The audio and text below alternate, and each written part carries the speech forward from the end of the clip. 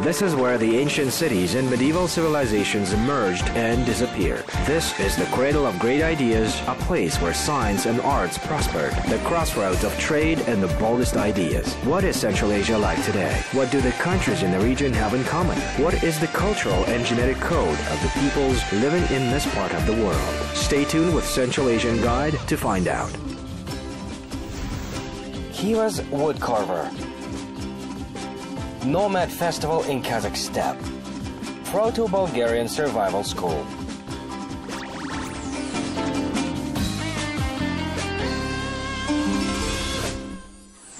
The history of medieval Khwarezm, its last capital Khiva, and miraculously preserved architectural monuments, including palaces, caravanserais, shopping arcades, and ancient fortresses, attract tourists from all over the world. After the Civil War, Khiva was in better condition than Samarkand and Bukhara, which were destroyed by the Red Army almost to the ground.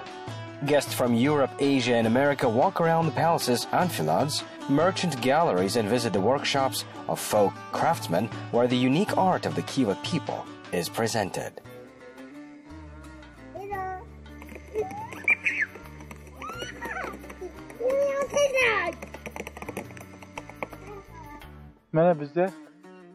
We are in the Ichankala, the inner part of the ancient fortification. On the other side, behind these high walls, there is the so-called outer fortress, Dishankala. Ichankala is surrounded by thick walls. If I remember, the area of the fortification is about 27 hectares.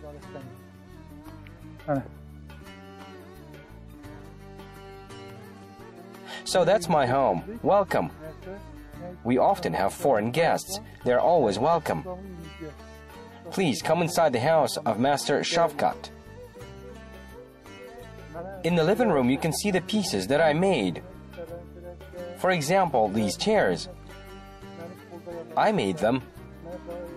And those chests are made in the old style. These are all my works. This decorative element is called panjara. It is made using a special technology. We don't use glue or nails. It has kind of interesting geometric shape. This is a wooden mortar, which my mother has also used. In the past, people used such mortars to grind rice and wheat. So I kept it in the memory of my mother. Look, the canopy is also made of wood. You can see a beautiful wood carving on a ceiling. It's all handmade, everything. Let me show you my workshop. Usman, God bless you. Hello, Sulaiman. Hello, Master. How are you? How's everything? Thank you. We're working on orders. Please meet Master Sulaiman. And that's Master Usman. They are my colleagues. We work together. When we receive big orders, we see each other all the time. Khiva's woodcarver, Shafkat Jumaniyazov, has more than 50 students. Over time, they gain experience, improve their skills, and start their own business. If you're finishing the pattern, let's continue working with the column. We must finish it soon. Okay, please bring the tools and nails. On my way. Almost finished, right? Yes, it's almost done. Help me, please. We'll finish it together faster. It's turning out to be great. Yes, it's beautiful. Almost done. Yeah, that's right. If we finish this soon, we will immediately start working on a big order from Tashkent. Good. I've been doing wood carving for 15 years. I started when I was a teenager. Now I can say I'm an average master. I still have to learn many secrets of the craft. Shafkat Aka is a master of the highest category. We are his followers. We always ask him about everything that we do not know. And now we learn from him when we do something together. The master is a very good person. Hi, did you come to see your father? Do you want to see how he works? Well, come in, sit down, don't be shy. Watch how we work. Make yourself comfortable. This is Usman's daughter. He's our colleague, also a master. What is her name? Shahnoza, a girl named Shahnoza. Masters never drive away children because that's the way they can make them interested when they are still curious. Over time, they might want to become successors of ancient traditions.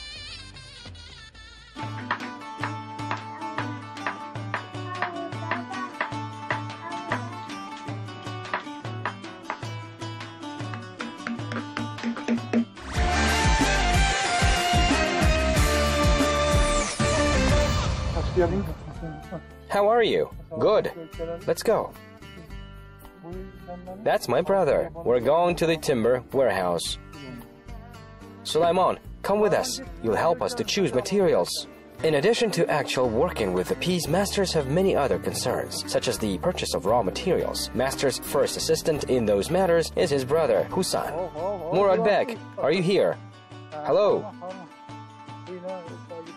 This is Murad Bek. He's also my student. We take almost all raw materials from him. All our blanks, all lumbers are made here. This is a tree called karagach, or elm tree. Its diameter reaches 2 meters. Here, take a look. This material is used for doors and gates. After cutting them, they are dried for 5 years. And that tree grows in Khwarezm. Its diameter reaches 2 meters. You haven't processed this yet.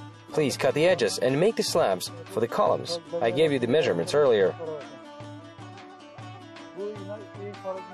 This is the Khwarezmian elm tree, one of the hardest woods.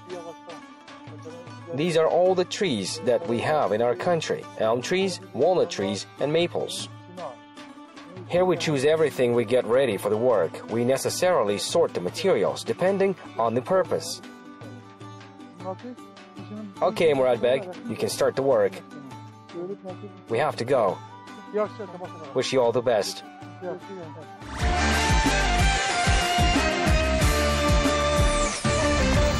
Like every Khiva resident, the Jumaniyazov brothers are proud of their city, which seems like it emerged from medieval fairy tales about Khwarezm rules. They keep telling stories about the miracles of the city of masters. Do you see these ornaments? This is an example of ancient wood carving. These are the most ancient patterns. Look at each circle, each ornament. Here are nature-inspired patterns. And here you can see the pattern Kush Tanab and a circular ornament. Let's go inside the complex. Let's go. Look at the doors. They're made masterly. What an amazing art. Look at the carving. All these columns are made of elm tree. This column is at least 200 years old. The residence of Khiva Khan's Nurullah Boy has the features that almost all the Eastern palaces have. For example, a so-called mirror room, which looks like a room described in famous 1001 Nights. It was designed in a special way so the visitors could not hide the poisoned dagger behind their back. However, the legend says that the architectural trick could not save one of the last Khwarezm rulers from the assault in that room. Right now we're entering the Khan's palace.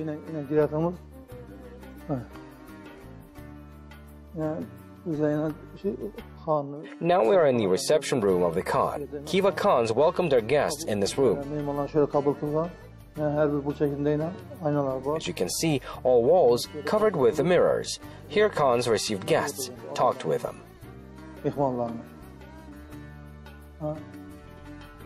All the patterns on the ceiling are ancient. Take a look there.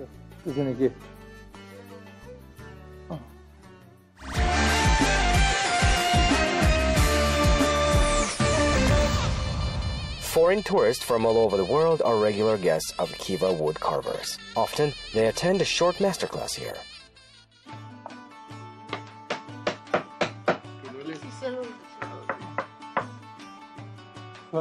Sulaiman, do guests buy that? Yes, very good. They ordered. And now came to pick it up? Yes. You want a different form or want to practice? 24 is a D.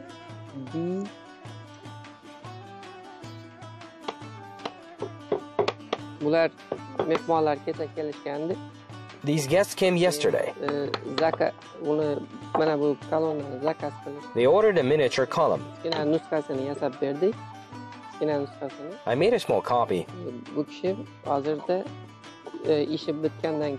And finally, they asked to write here today's date to remember.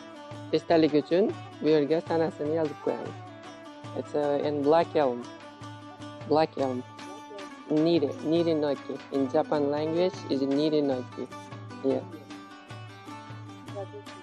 Yeah. All our is traditional is cutting boards and bookstands. You can use and this side. This side for the kitchen. This side for decoration.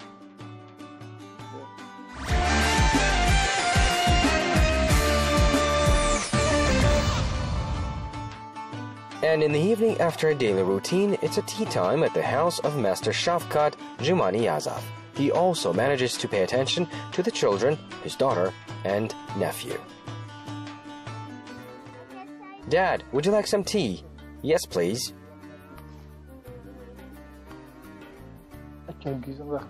Come here, sit next to me.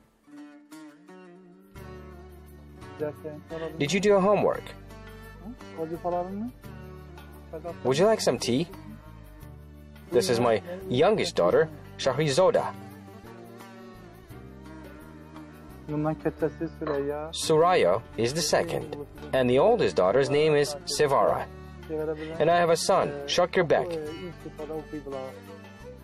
They study at the institute in Tashkent.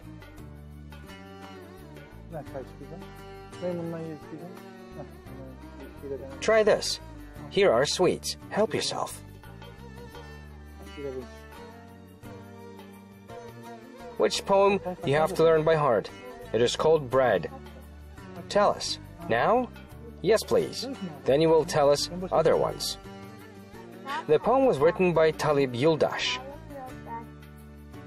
Non haqida o'ylasam o'yim tamom bo'lmaydi. Siz ham o'ylang bolalar, lekin yomon bo'lmaydi. Now it's your turn. Me? A poem about homeland? Yes.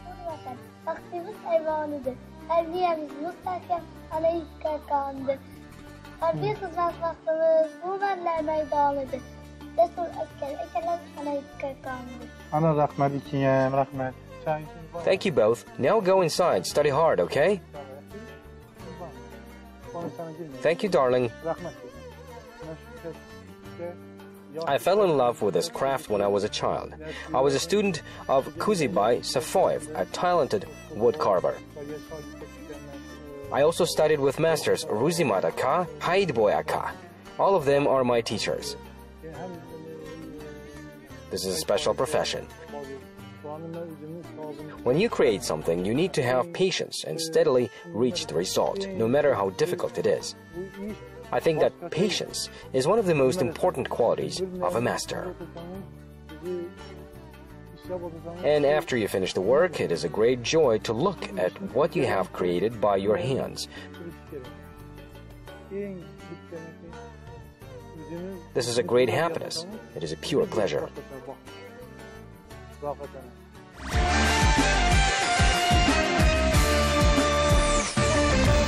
The Golden Mountains of Altai are the cradle of the Turkic peoples, and the Eurasian steppe is the origin of nomadic states, mighty khanates, and the greatest empires. This is the homeland of great peoples who reshaped world history and became the founders of new state formations on the territory of China, the Middle East, and Europe. It is no coincidence that the descendants of ancient nomads who live in different countries gather in the Kazakhstan to honor the memory of great ancestors and demonstrate the skills of ancient military art, including horse riding, archery, and, of course, sword mastery.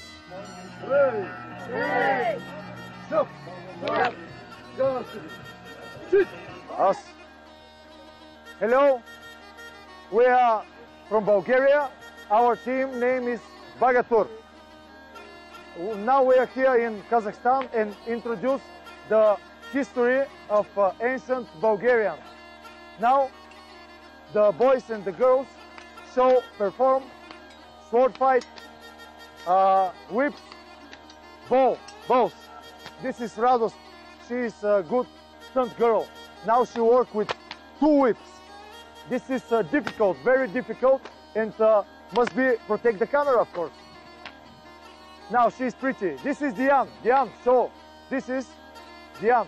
He is the shaman of the group. Maybe you see in our show. Our totem is wolf, and of course the bunchuk. The name of this spear is bunchuk. The spears with horse tail. This is the symbol of Proto-Bulgarian. The guys over there, you see it? They work with sword fight and sabre fight. Sabre fight is very strong. Now they only training because to do some real, they must put helmet in armor. They catch the sword with 2 hands. Stop! This is horn, Proto-Bulgarian horn. When I want to take my guys, I do this song. Let's do it, Alex. This is Alex. And so, sword work with 2 swords. Go and show. Perform yourself. It's difficult because near 1 kilo and half, 1.5 kilo, he worked. The Proto-Bulgarian warriors was very fast. Come here, Alex. Do it. Circle again. Kobo, and battle. Show. Now they work 1 sabre, 1 sword against 2 swords. Over there is Ilyana. Come here. Attack him. The whip is dangerous weapon. Sonia, come here. Sonia, we will introduce you the real dangerous weapon. This is the Proto-Bulgarian reflection hook, reflection bow. Do it. It's very dangerous and very fast, for 10 seconds, she can push 6 arrows. 10 seconds, 6 arrows. This is Yavor. He is the boss of the Bagatur. He is the leader, and the title is Bagain. Now, just training wrestling.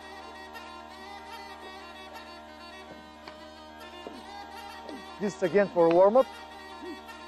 Okay? And now, this is the real stunts. Very good. Okay? Before battle, the men go in one dance who name it men's dance. Baga! Tur! Baga! Tur! Baga! Tur! So our team will finish for today. Ray! I think it's a great place here, Kazakhstan. I feel that it's our native country. It's our native home because ages ago the Bulgarians lived in Asia, and after that they came to the Black Sea and they created the country of Bulgaria. But our roots are here in Asia, and we feel really special when we're here. We feel Kazakh people really close to us, like our brothers.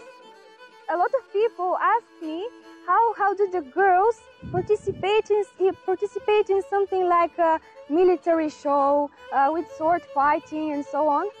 And I think that the world exists thanks to the man and woman, and the woman is a very important part. Actually, in the past, there were Croatian Amazons who did shooting with bow and arrows, and our mission is to show what they did. She's a good rider and practic voltigirovka. Maybe you can show some exercise.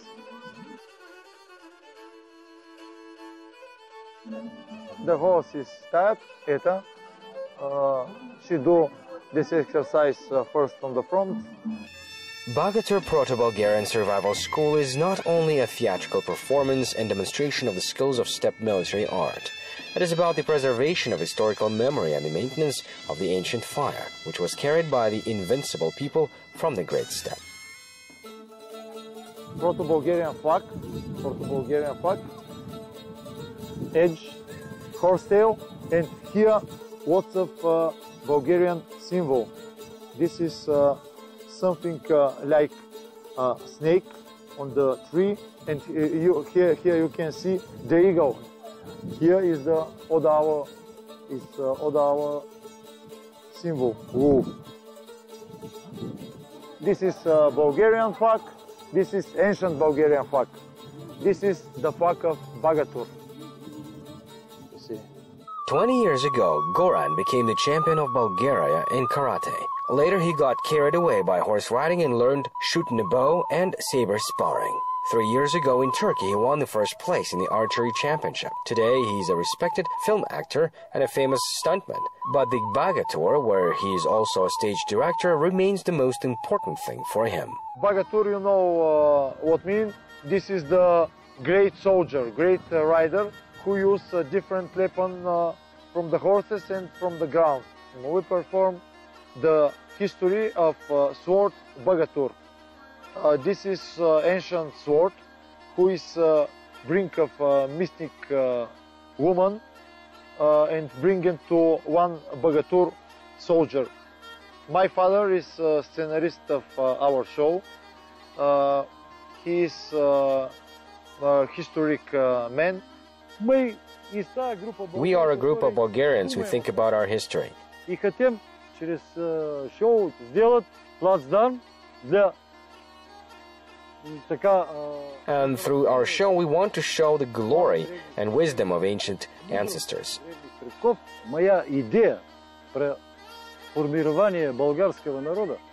And, of course, we want to pass this wisdom, this glory, and these traditions to young people.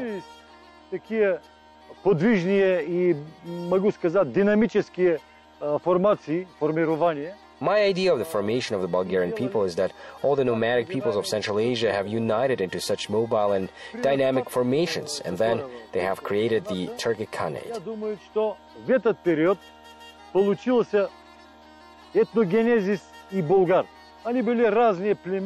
I think that the ethnogeny of Bulgarians started during the dissolution of the Turkic Khanate.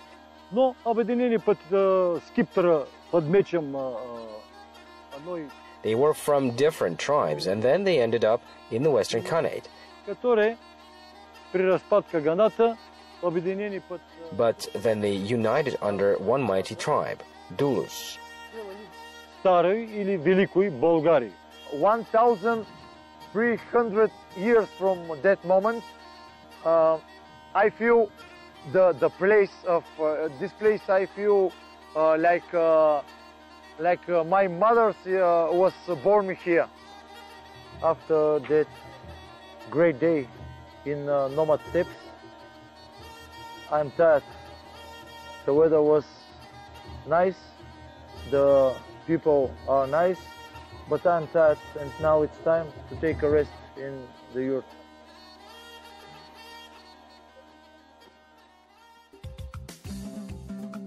The Kazakh steppe united heirs of the great nomadic civilizations not only from Bulgaria but also from Hungary, Ukraine, Kyrgyzstan, Turkey, Bashkiria, and Yakutia. All of them demonstrated their idea of medieval battle warriors, their mastery of martial arts. According to the Kazakhstan's residents, the event also needed Koreans and the American Indians. Этот фестиваль стал знаковым. This festival has become significant. I believe that it should be held in its historical homeland, in the country of the Great Steppe, in the capital of the Great Steppe. What is Kokpar? This is a real preparation for the fighting. In fact, the horses that are used in the Kokpar are not just horses, they're fighting horses. Just imagine cavalry of thousands of horses. The heavy wartime cavalry of our ancestors, Turks, Mongols, Huns.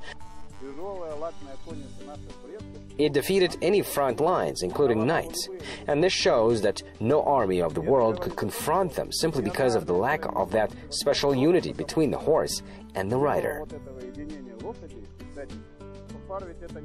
Kokpar is not just about the attack and a fearless horse. Kokpar is the ability to help a fellow soldier if he's injured on the battlefield, to take him out of the field and not let your army lose people. That's a true value. That's our past. Imagine a person can shoot 10 to 12 arrows a minute, and it is done in a crazy pace. Now think of hundreds of those people and what damage they could cause as an army. The descendants of the ancient Bulgarians did not waste their time, and a few hours before the departure they managed to visit the museum and walk around the main square of the country. Before I go in the museum, and now when I go out, I am just amazing of the monuments over here. The monuments are 4 horsemen, 4 huge horsemen. This is the horsemen from Almaty Kurgans.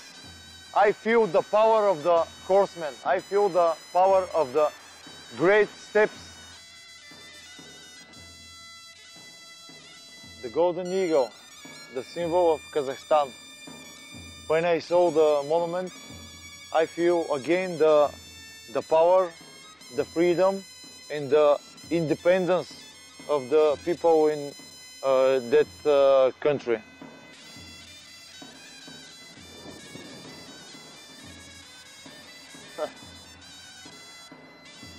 Now in my country, here is near 2 o'clock in my country. Now is 3 hours back. Here 11 o'clock, and because it's time for lunch, we go to the hotel to take some food, to feel to how is the name, to charge the battery. Let's go to the hotel.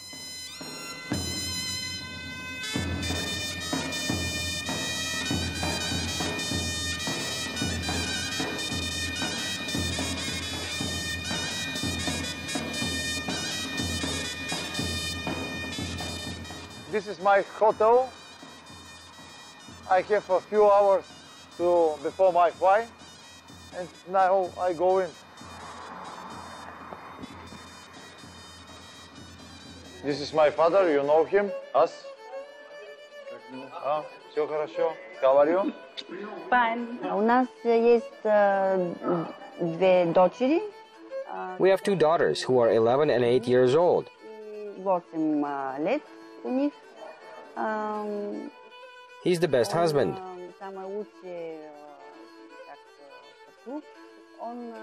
He's very fun at home. Jokes all the time. I know Guran from about 11 years, and he's been my trainer in very big part of my life. When there are trainings, he just says, okay, let's do this stunt. And this stunt is so crazy that you can't imagine that. And when they do the stunt, sometimes they hurt themselves. There's sometimes blood and other things. But then he stands up and says, okay, it's not happening, but let's do it again and again and again. And then the stunt is happening. It is just amazing. The team is back together. Now they just need to pack the suitcases and continue their journey around the world, like true descendants of ancient nomads. It's time to prepare my luggage, because after 1 hour is my fight and pretty visit in ASTANA in Kazakhstan. Finished my horn, my silk stuff. This is the protector, metal helmet, all the stuff. I'm ready. Bye.